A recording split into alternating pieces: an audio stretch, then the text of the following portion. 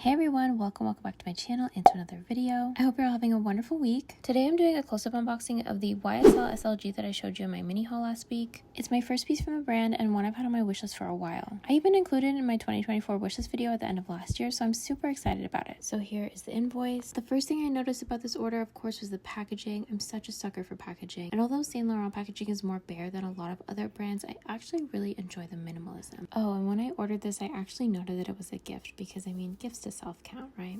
Anyways, they gave me this pretty little card.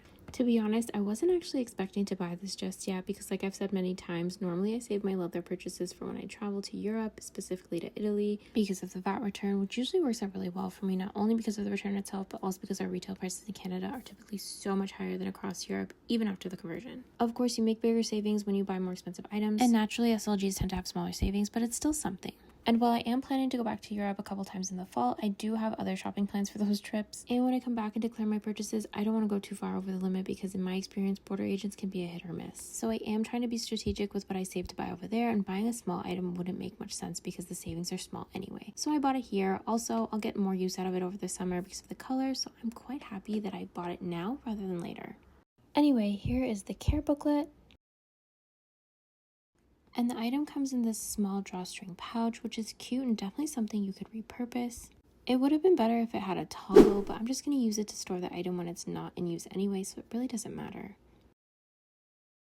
Overall, I'm really happy with this purchase, and as you may know from last week's video, it is the Saint Laurent Gaby card case in vintage white. The card case is made of quilted lambskin leather and features a logo in aged gold tone metal. The website actually says the hardware is bronze tone, but in my opinion, it's more of an aged gold tone look. As you can see, there are 5 standard card slots, including 1 larger middle slot. And inside the slots themselves, the leather is actually black, which I wasn't expecting, but I quite like.